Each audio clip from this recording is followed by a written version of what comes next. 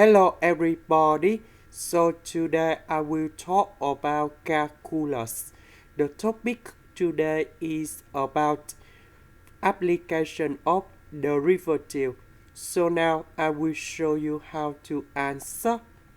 We need to find the value of a to make sure that this function have a local minimum when s equals to number 2.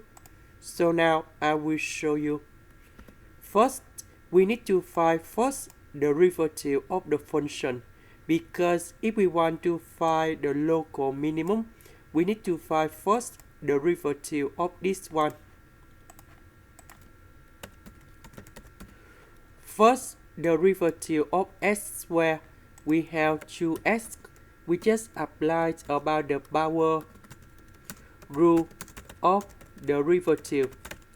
So that means when s to the power of n, if we do first derivative of this one, we have ns to the power of n minus 1. First derivative of this one, that's about 1 over s. We have 8 over s squared with the negative sign here. To find a local minimum, so we need to put this one equals to number 0.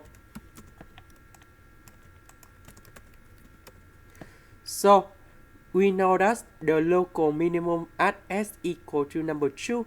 So we know that when we put number 2, go to first derivative, because number 2 is about the critical point.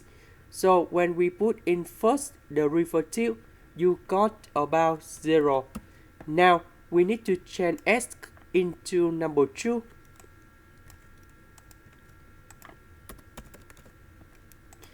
And now we can find the value of 8.